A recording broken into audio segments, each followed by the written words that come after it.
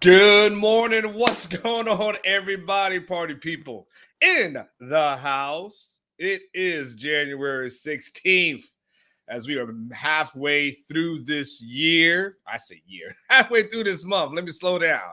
Halfway through this month. And we still got some Texas stuff to discuss. We still got some Texas news that is going on. So, plenty of topics for us to hit on. Hit the like button. Speaking of hitting stuff, subscribe to the channel if you have not done so. Then we will have the Prize Pick show coming up today at 10 o'clock. This will be the last Prize Pick show of the year, so make sure you check that thing out. And then after that, and I'm actually looking, I'm doing my retweets, right? And then after that, I'll be back today at noon. Chad and I hosting House Divided, because that's just what we do. Hold on one second. Hold on. I'll do this one. And just trying to figure out which ones I want to do. I'll be back at noon doing House Divided. So I got a busy day before I get the War Room stuff up on Orange Bloods and everything to that effect. So good morning to everybody, though. I hope everyone's having a good morning, good start to your day. Hopefully you got to work safely, and or if you're at home working from home, hopefully you've had a good morning so far. Lots of going on, lots of topics to discuss here on the 40 Acres. I guess we'll start today with, again, we'll give you some of the positive news of the day, right? So we'll start today with the announcement, at least of DJ Campbell, deciding that he is going to return for another season. Typically, by the way, it's kind of put you on game. Typically, by the way, when a guy is an underclassman and he kicks the tires and he decides he's going to return, what that usually means is they went to the NFL draft advisory and they gave him a recommendation that said it probably benefits you to come back to school. And so, and usually, if some people are smart, adhere to it, they go ahead and say, you know what, I'll do another year. So it's okay. And there's nothing wrong with it, because sometimes you need another year, then you can take off. Look at a guy like Jahdae Barron, right? He goes to the draft advisory last year, or the year before that, because I guess we're in 2025. But after that last season, and they tell him, nah, you should probably think about coming back. And he comes back. And now he looks like he should be a first-round pick. He ends up being the best defensive back in the country, right? So I think for DJ Campbell, I think it's a huge benefit for him that he decides that he's going to come back for another season. And not really, it's always money you can't get back. Like, I think of guys like a little Jordan Humphrey, and could have came back for another year, decides he wants to go pro. It's just money you can't get back. And nowadays, especially with NIL, if you're going to be a day 3 pick, if you're going to be 6th roundish or so, you might as well take your NIL and go from there. And it just, what I'm saying, and just enjoy life. And you'll probably make more money in college than you will out there sitting in the pros. So he makes a decision that he's going to come back, and I think that's good for Texas because, when we start looking at that offensive line going into next year, and good morning to everybody, by the way, who is in the chat, by the way. I'm looking at some of you guys. Wow, what a hypothetical, Cameron. I think that's supposed to be a joke. I think it's a play off of my hypothetical question, but I can't actually get the joke, but I think it's supposed to be a funny one. I just can't. There's one line missing that probably is going to make it like hilarious. And good morning to you, Jareth, as well. Maybe the hypothetical was based off of what. I see what you're saying. It was not okay. I got it. This is what it was, Doug. Okay, so Doug's responding to this. Hold on. Say Arch Manning isn't at Texas. Okay, I get it. Now I get the question. I got it, Doug. Don't let this public school education fool you. It may take a second, but it'll get me. Say Arch Manning isn't at Texas. Quinn can come back. Is there a scenario where you would choose Trey Owens, KJ Lacey, or a transfer portal from a Power 4 school rather than have Quinn back next year? Wow, that hurt my head, Cam. I don't even know what that means. Arch Manning isn't in Texas. Quinn can't come back. Wow, yeah, that hurt my head to think about it, Cam. I'll let somebody else do that. That hurt my head. I'll let everybody else do that. When you look at the offensive line, by the way, I'm messing with you, bro. When you look at the offensive line, when you look at the guys that they're losing, I mean, they're losing a lot. You know, whether it's through graduation, whether it's through attrition, whatever the case may be, like, you know, so you need a guy like DJ Campbell. I have the graphic, and I asked Tyler to update this morning. So let me see if let me see if this is, I want to make sure this is it. Okay, perfect. All right, this is all the guys. Good job, Tyler. Nice graphic. Good graphic.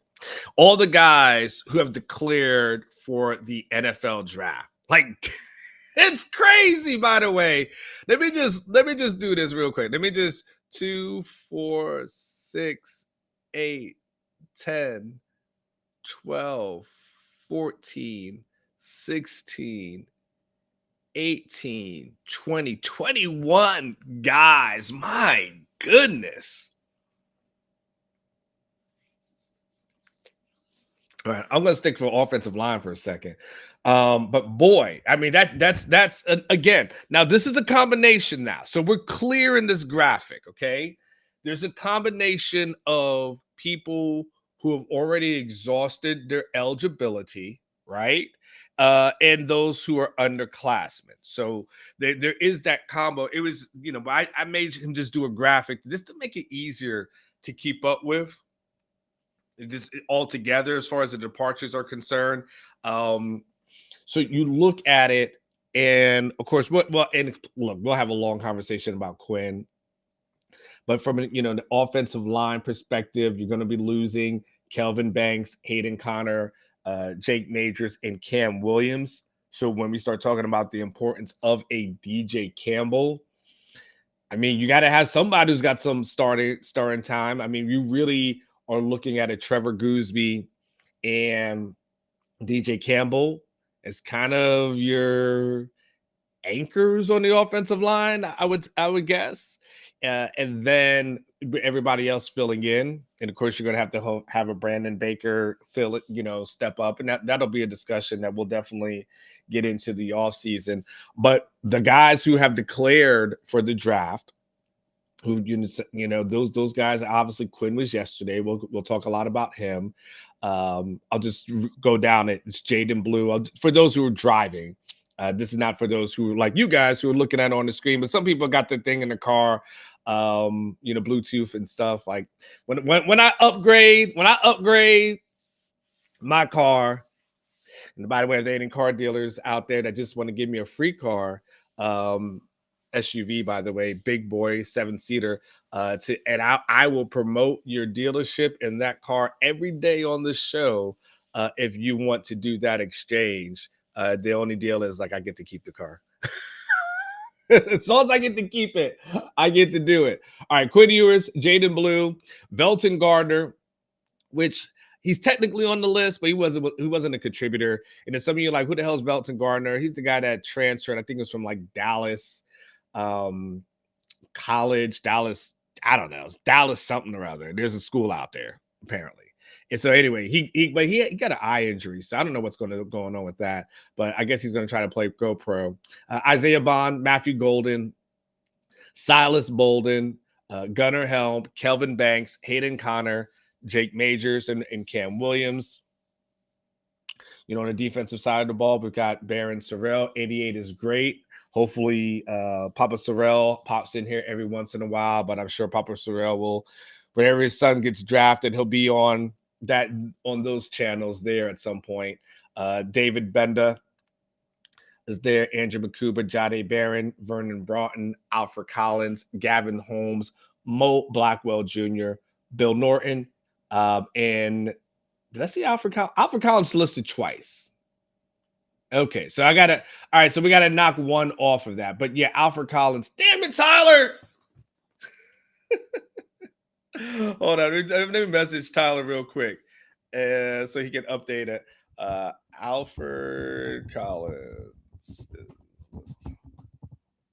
choice. Okay, hold on. All right, outside of Alfred Collins not going pro 2 times. Let me just go through this and make sure we didn't do that. So, any case, minus Alfred Collins, this is the number of people that Texas has. Not minus Alfred Collins twice, obviously. Number of people that Texas has who are entering the draft. And then there was so you have those people who exit. I want to make sure I show you guys who you didn't see the show yesterday, because I have to operate under the assumption that everyone doesn't watch it every single day. These are the players who have actually entered the portal who left. Sadir Mitchell goes to LSU. Justice Finkley goes to Kansas. You got Javion Cole and Savea, both at Arizona. You've got Aaron Bryant at Vanderbilt. You've got Mr. Gillette at Darion Gillette at Mississippi State. You got Akana at BYU. Dre Bledsoe at Mississippi State. It's interesting. Kind of a good praise for them. That both Mississippi State is really like, you know what, we'll take whatever you can get from Texas. And then there's Jonte Cook, and we're not going to have that conversation again today because that's too exhausting, right? So we won't have that Jonte Cook conversation at all. But that's what that thing looks like. And then when we look at the additions that Texas has had in the transfer portal, we look at a lot of people going out, not a whole lot coming in. And so we've got 4 guys that Texas has obtained, obviously, through the transfer portal. We've got Brad Spence from Arkansas, the linebacker. You expect Texas to have to lean on him this year.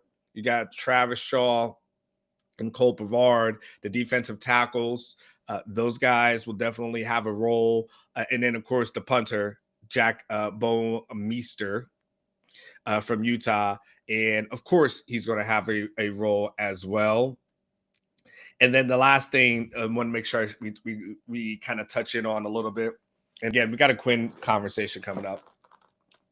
But this is what the scholarship board kind of looks like. They've got 82 out of the 85 that have kind of filled at this moment.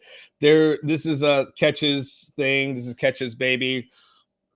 There's probably some things that we will need to correct at some point because it's got Arch Manning listed as a sophomore, but he didn't really play that much as a freshman. So I technically go into this year, he should be like a redshirt sophomore. So there's some little technical things that need to be cleaned up. But if you just look at it overall and you look at where the scholarships are, I mean, you're going to have a team overall that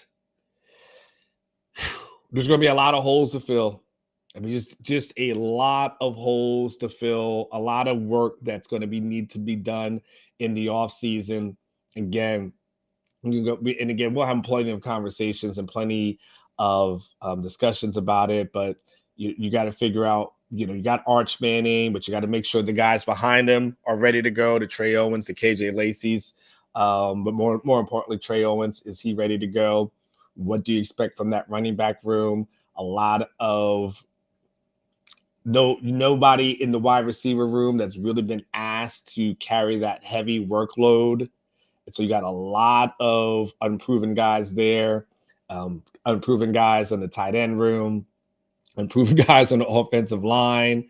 And then again, the defensive ends, as you can see, you feel kind of good about Burke and Trey Moore and Colton Vasek and Colin Simmons. You feel really good about that. And Lance Jackson looks like a stud, unproven at defensive tackle, good at linebacker, probably good at the cornerback position. I know you guys, before you guys asked about Malik Muhammad, I don't know.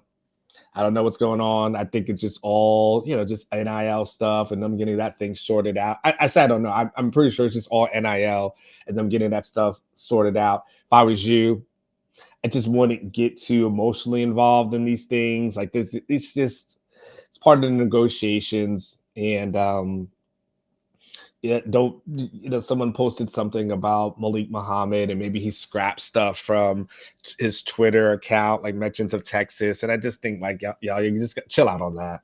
First of all, don't stalk them like that. Secondly, I think Xavier Worthy did the same thing. Like it's that just happens. So I wouldn't overreact to any of that. You've got you got Mookie Taft, you've got Derek Williams, you've got some good guys at the safety position.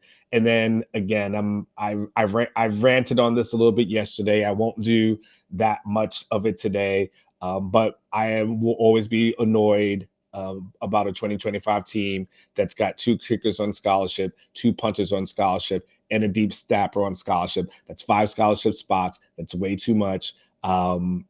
Something needs to give in the spring. There needs to be a death match, and that loser leaves town because there's just too many scholarships that are being taken up at that point. So, any case, but I'm not gonna worry about that at this moment. To the question, and I see a super chat that's came in. So Jay Lee is here. So because Jay Lee is here, he dropped a super chat here. I'm gonna go ahead and get into this. Jay Lee, as it stands right now, with the exits and portal additions, how would you compare the roster to this time last year, and AKA level of concern? I think this time last year, the roster was much better. And I can give you an understanding as to why I liked last year's roster more so than this year's. By last year at this time, you already had Andrew Makuba on campus. You had Trey Moore on campus. You had Matthew Golden on campus. You had Silas Bolin, who had already committed to you at that point. You also had Isaiah Bond on campus. You had Kendrick Blackshire, who was here and then not here. You also had Amari Nyblack, as a possibility. And then you also had Savea, who enrolled, about a week or so later, right? So that's what you had. And that's in addition to the guys that you already had coming back. Now we're talking about a mass exodus of guys who are just upperclassmen, guys who are going to the pros. So my concern level, if I had to put it on a 1 to 10 scale, I'm just being real. Like, and look, I'm going to tell you, this is my caveat, Jay Lee. This is where I am on January the 16th. I may not be there on March or April the 16th, and I may not be there once we get to August the 16th. But I'm about this today. I was at a 1 to 10. My concern level is probably at a 6, 7. Like, I'm very concerned. Very concerned. Like that. There's a lot of holes to fill. Last year we were talking about, okay, could Alfred Collins and Vernon Broughton fill the void of Sweat and Murphy, right? That's kind of where we're thinking, right? We just needed those two. Felt pretty good about Gunnar Helm because we saw stuff from him the previous year. You knew we had good receivers coming in, right? You already had the quarterback. You had some good running backs that got injured, but you just at that point, you felt good about, okay, you got these running backs that are there. You knew, we weren't sure about the DBs at the time. We weren't sure how good they would do. We knew they were talented, but how good they were going to be. But if you at that point, you still felt like, all right, Texas is going to be a team that puts together 10 pretty easily, competes for a SEC championship. This time, I will tell you, I'm going to take a much more cautious approach to the offseason. I promise you that. It's going to be a little bit more cautious for me. Not negative, but I'm also not going to act like, it's okay. Like, it's a lot of holes to fill, okay? And speaking of that, if you got some, if you got some holes to fill in your stomach, you got to go out to Specs for the best prices on beer, wine, spirits. They also deliver to you. So if you're looking for something to do, it's a weekend time is coming up. We're going to have a 3-day weekend for many of us. Well, many of y'all, because I'll be here working, but everybody else is out of. No matter what you're needing, Specs same-day delivery can save the day with our Specs app or online shopping. From world-class wines to hard-to-find spirits and craft beers to gourmet foods, delicious snacks, and spectacular sweets. Cheers to everybody, to you guys as well. So yesterday, it finally happened, and I have been. Just allow me to just be me for a second. I've been telling everybody for the longest time, most all of last season. I guess we're still technically in the season, right? But throughout last year, I'm like, hey, Quinn Ewers is going to go pro. And I kept saying that's the plan, but that's what's going to happen. And there were times where it felt like, what's the term called? Whistling in the wind or something? Oh, no, it's peeing in the wind, right? I think it's not whistling, it's peeing in the wind. I should have used a better analogy. But people just didn't want to hear it, right? And I remember, I remember just going back and forth with people. And not everyone wanted to listen to me. I even reported it late last year when it was getting like this whole Quinn may go to college and transfer and NIL stuff. And I did report that once, like in December of last year, and I'm going to put it up on the screen because I did. And I did at that day, I had said, hey, still plans to declare for the NFL draft after the season, paving the way for Arch Manning in 2025. He's locked in with Texas. No plans to transfer, all those things, right? I can't see all of it because for some reason, this damn screen is something kind of weird, right? And even after I had that out there were still people who were like, oh, but he's probably going to go to college. Like, he's not going to another college. Like, this is not happening. It's crazy. You don't know how crazy and frustrating it is. You ever try to like tell somebody something and they don't listen to you? Like, you ever have like at your job, whatever it is that you do, and you try to tell somebody something and they challenge you on that specific thing about your job, and you're like, no, literally, this is what I do for a living, right? No, this is how it is. Like, whether you're a teacher or whether you work in sales or something like that, and someone's like, nah, it's like this. You're like, no, literally, it's like this. And that's how I felt. I'm like, no, literally, he's going to go to the NFL. And everyone's like, well, you might go to Oregon. I'm like, no, because the goal has always been for Quinn to go pro, right? This is one of the reasons why that he skipped his senior year of high school. This is obviously one of the reasons why, like, last year he was looking to go pro after last season. It didn't happen. So he came back this year. And look, it was always in the cards for him because at the end of the day, Quinn's goal, his dream is to play in the NFL. And as I argued with Sukamel, just like, dude. But remember, huge argument. You guys remember the huge argument I had with Sukamel about this thing just a couple of weeks ago? And like, these are the reasons why. And he was like telling me, oh yeah, I got receipts about, oh, well, these guys, Kuiper and Shea and all these guys are saying these things. I'm like, they don't know what they're talking about. Like, it doesn't make any sense for him to do that. Well, do you know more than I do? I'm like, yes, I do. Yes, technically I do. And technically I do. And the only reason I'm doing one victory lap and I'm going to be done, because God knows if I had got that thing wrong, everybody would have just been on my ass about it. So if I get it right, then I need that same energy. So he decides that he's going to go pro. And so the question really becomes, now that is done, like, what ends up being Quinn's legacy here at Texas?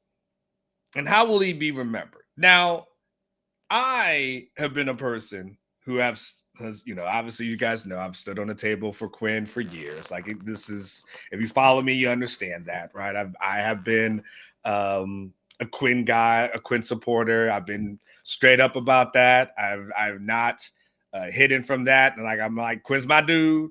I rock with Quinn. Quintavious Lamont Ewers. I'm gonna be at the draft party though, by the way. I'm gonna be at the draft party. I need to be there. I'm gonna be chilling. But now the question is, I've always been a little bit lighter on Quinn because I've just appreciated what he's been able to do and the stability that he's been able to bring to that quarterback room. And there's a couple of things that are interesting. Travis Gailey wrote this column yesterday, and let me see if I can read it. I'm going to try my best. Sometimes I mess up with stuff. I'm going to be honest with you, not like I'm illiterate, but my eyes. I'm getting older. It's like this. My face is doing good. Like my face is doing good, but it's like the eyes and other things, But anyway, this is what Travis said. He goes, in many ways, it's puzzling that Ewers isn't hailed as a Texas hero after helping turn the program around. He certainly won enough games. Ewers leaves Austin as the third winningest quarterback in UT football history, behind only Colt McCoy and Vince Young. Horns are 21-5 over the last 2 seasons with Ewers under center. He also talks about how Ewers leads the 40 acres as the third most prolific passer in UT history. 9,128 passing yards. That's behind McCoy and Young. 9,128 passing yards. The only 2 people from a statistical standpoint who are better were obviously Colt McCoy, and Vince Young. Third in touchdown passes. And of course, he's got a 21-5 record over the last 2 seasons. And he leads his team to the semifinals.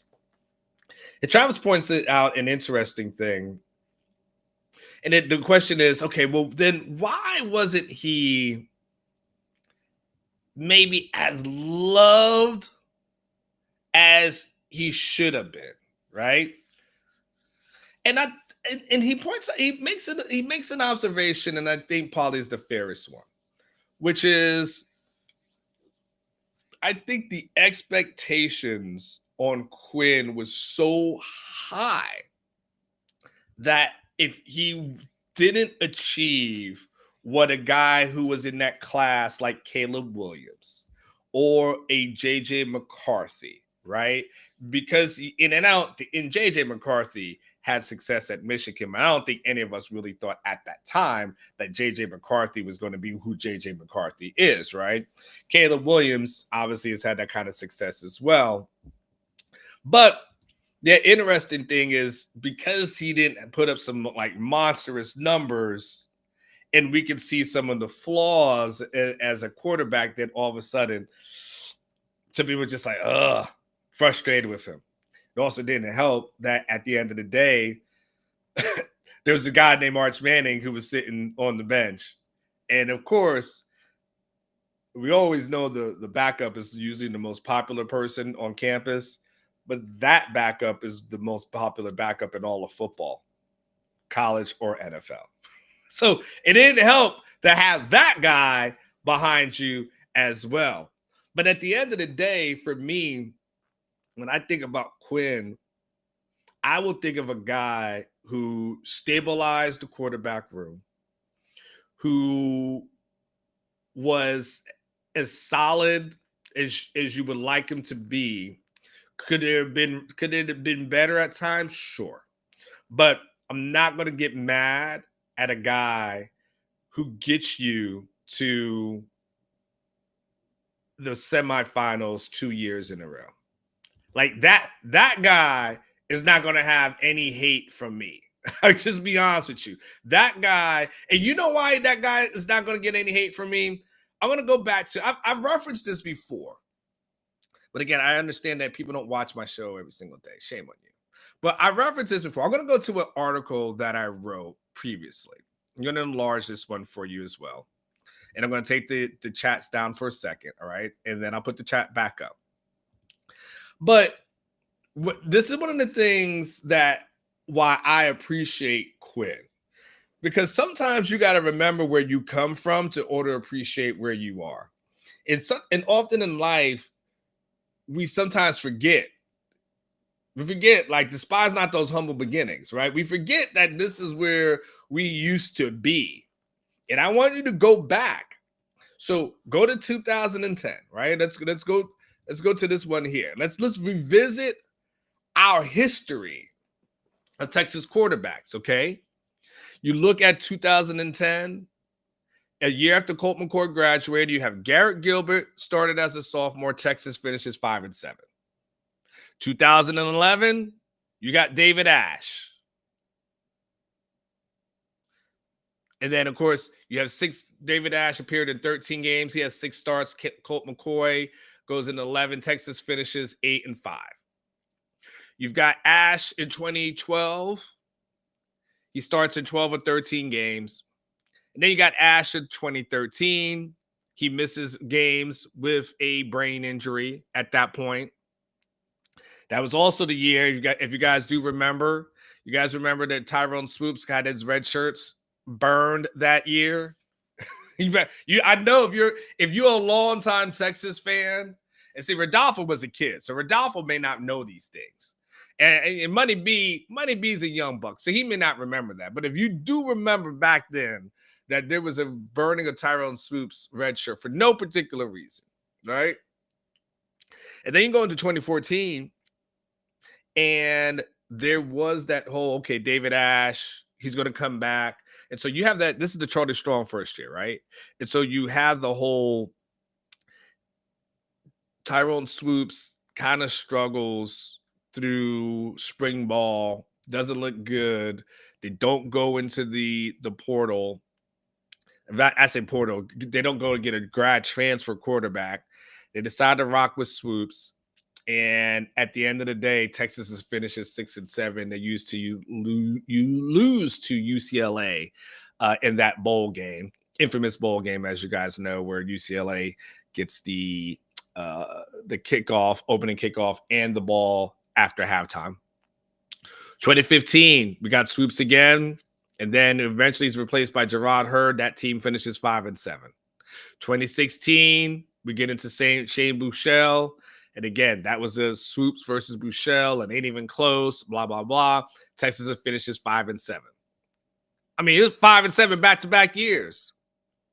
2017, you got Ehlinger and Buechele.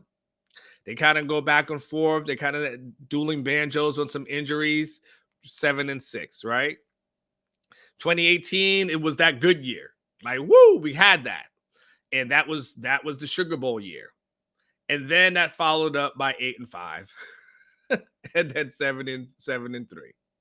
And then we get into 2021, and Sark decides to go with Hudson Card, and Arkansas happens. And then Card has to get replaced by Casey Thompson.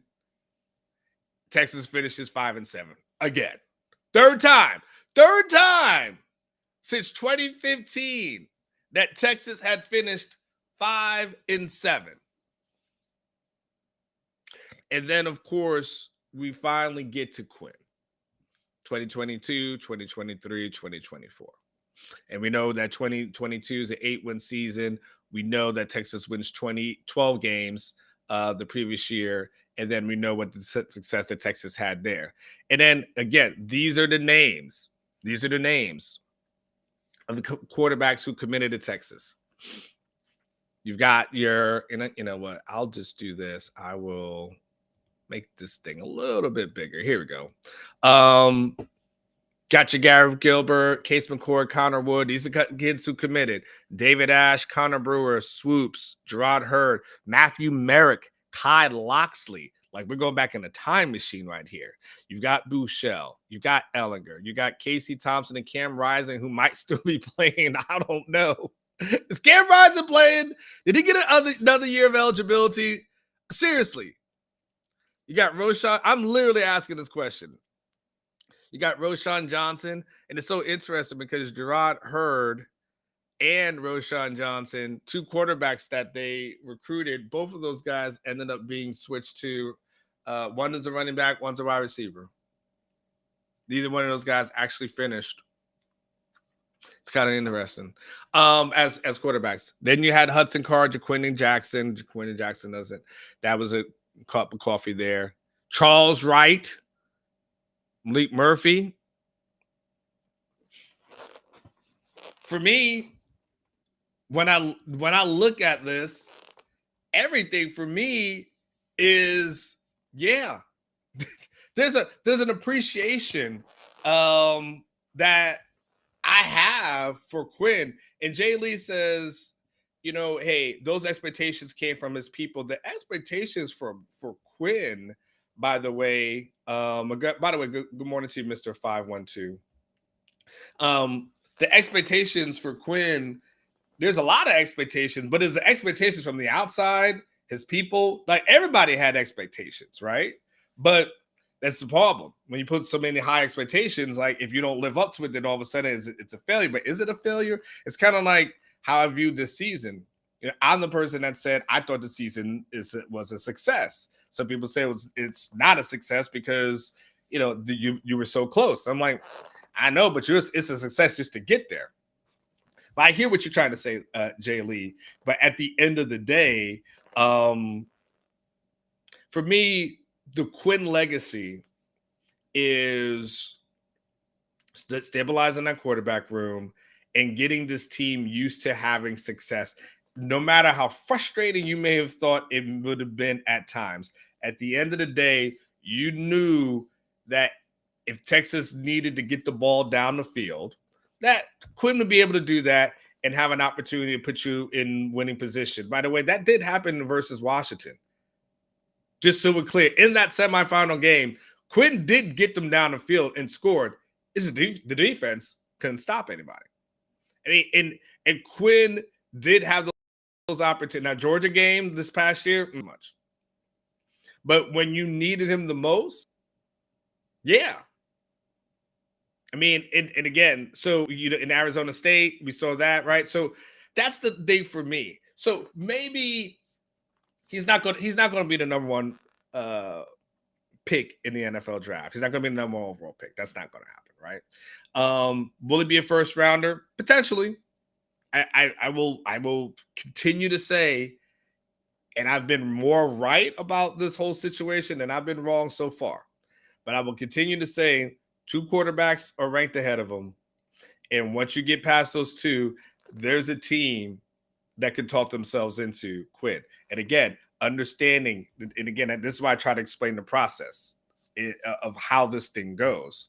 And Alice co-signed on this the other day, but I've done the NFL for years. This is why I was trying to yell at Jason about this. This is how this thing goes, which is everything you hear from, let's say, summer-ish to December or so, that stuff is coming from like regional scouts. After the season is over, what happens is the coaches, who, by the way, are busy coaching, who don't have time to actually go and look at college film because they're really busy.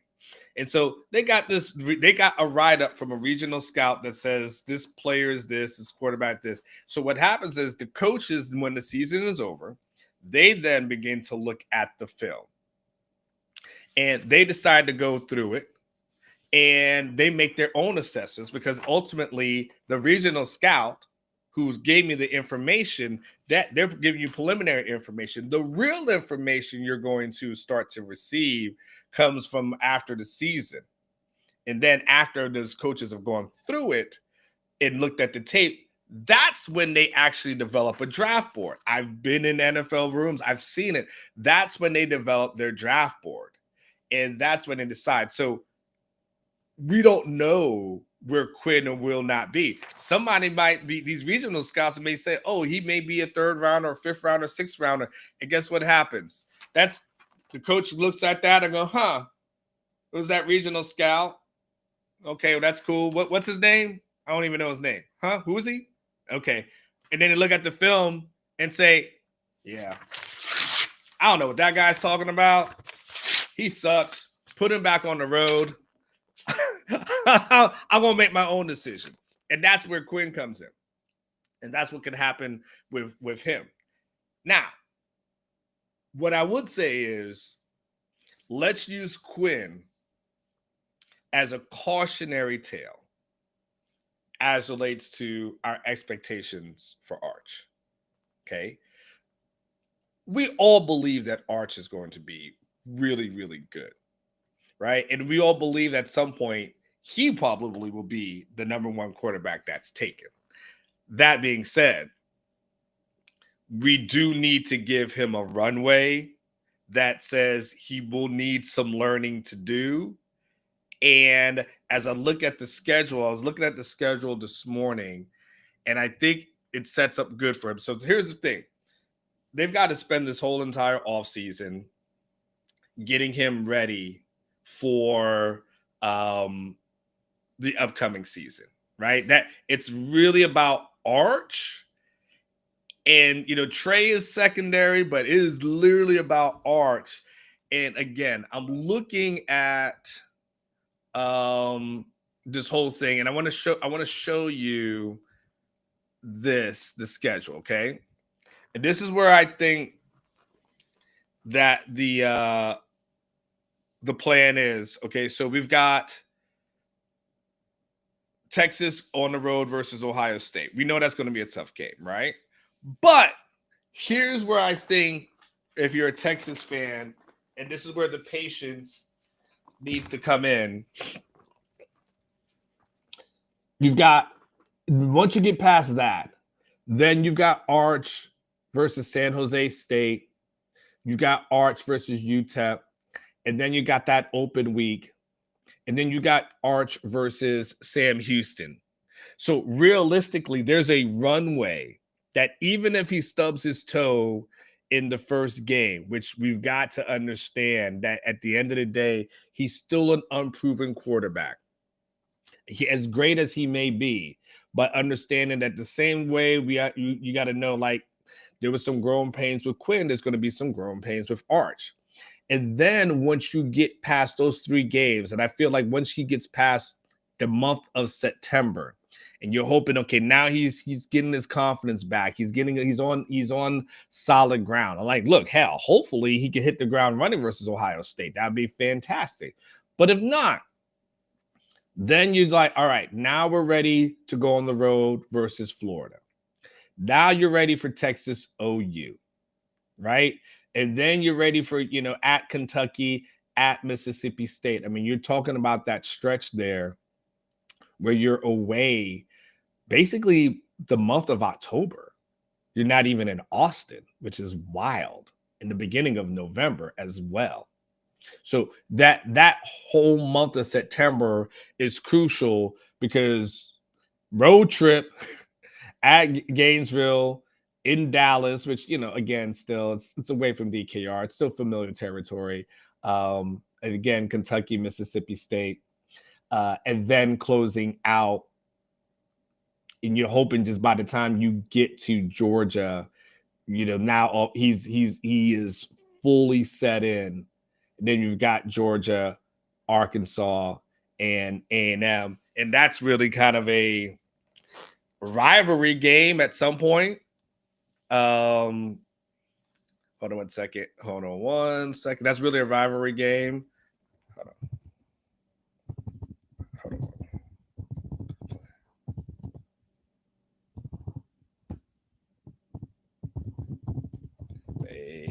Plans.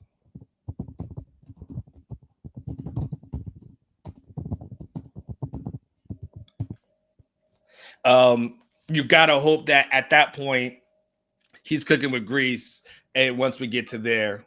So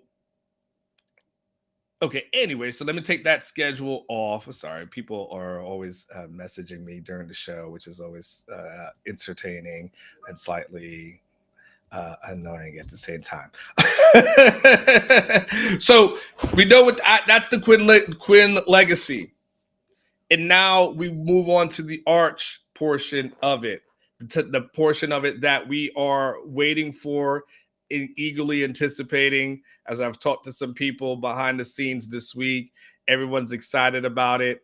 Now, listen, everyone also understands they got to get that offensive line right, because as much as they love Arch, they also know, and they've told me, like, we've got to get that offensive line straight. We've got to get that offensive line going. But I will say this in closing, because we got prize picks that needs to get in here. At the end of the day, I think we'll appreciate Quinn as time goes on. He may not have been Colt, and he may not have been Vince, but he was good enough. And sometimes good enough is just what it is. It's good enough. And I'll take it, because I showed you all the quarterbacks prior to him, and I much rather be in the semifinals every year and maybe a little frustrated at the end than sitting at 5-7 and sitting my ass at home in December and thinking about what could have happened, what could this program be if they actually had a top-notch quarterback. All right, guys, let me get out of here. You get me onward. You get me second. You have a second. I got your second super chat, Jay Lee. I mentioned your second super chat. I put that up on the screen. Those expectations came from his people. I got that super chat and did not get this one. So my bad. I can willing to admit I was wrong. Jay Lee, here's the other one. I asked my question because I keep thinking about how big of a failure it would be by the staff if they don't make sure Arch has just as good or a better of a team. Well, look, Jay Lee, you are correct. The Sark and the staff they will ultimately be judged on Manning's success. Like that can't. What you don't want, Jay Lee, is Texas this first year under Manning to finish with like 9 wins, and we're at the Alamo Bowl or something like that. Which, I mean, nothing wrong with San Antonio, but that's not an option. So if you don't at least get to Quinn status, that's going to be a challenge. Now, Jay Lee, what I'm saying, and I'm laying the groundwork now, that's why I keep showing the graphics on all the guys who have been lost, because at the end of the day, we all know that it's going to be an uphill battle. Will it be a failure? They're going to have to get busy in the transfer portal, and they're going to have to develop the crap out of guys. That will be how they're judged. But ultimately, Arch Manning, even if he gets drafted, what definitely needs to happen. And now, by the way, Jay Lee, I'm all caught up on your super chats. I got all 3. And by the way, Justin, I appreciate you. Thank you, Justin. I appreciate you. That was really the kind words. I try to be as accurate for y'all as possible. My goal when I do my reporting, honestly, is that I want y'all to be able to come to a show where you feel like you're getting good information, accurate information. Of course, it's got to be somewhat entertaining. So there is that. I do a solo show. And so some days I'm sillier than others. But I want you, at the end of the day, if you're rocking with me, to feel like you're rocking with somebody that's giving you the truth, and that you're getting accurate information and not some BS. Like I don't want you to be like, man, I like Anwar, he's cool. And then all of a sudden you're like, man, I don't even know what the hell he's saying. Like, I don't want that. So just know if I put something out there, I feel good about it. And if I don't feel good about it, I won't say anything. But I'll never throw stuff on the wall because I don't want to embarrass myself, but I also don't want to embarrass y'all. All right. Now, on that note, it's time for me to get out of here. Prize Picks is next. I will be back at noon as I host the show. So y'all take care. One day, we got to get the intro for the outro taken care of. Until then, I'll see you guys in a couple hours.